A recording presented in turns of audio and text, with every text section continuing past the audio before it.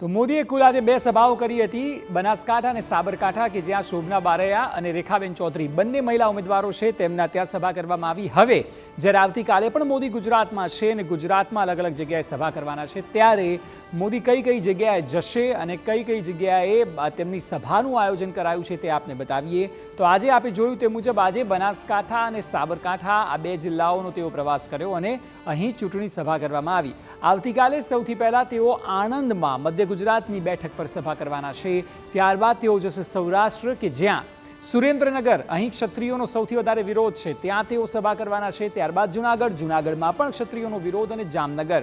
સૌરાષ્ટ્રમાં 3 જગ્યાએ તેઓ કરવાના છે સભા, જ્યાં ખાસ કરીને સુરેન્દ્રનગર અને જામનગર બે બેઠકો એવી છે કે જ્યાં વ્યાપક પ્રમાણમાં ક્ષત્રિય આંદોલનનો વિરોધ જોવા મળ્યો. એટલે મોદી આ 6 બેઠકો આમ આસપાસ અસર કરતી કુલ 14 બેઠકોને અસર કરે તેવી સભાઓ છે, પરંતુ 6 લોકસભા બેઠક પર તેઓ પ્રચાર કરવાના છે.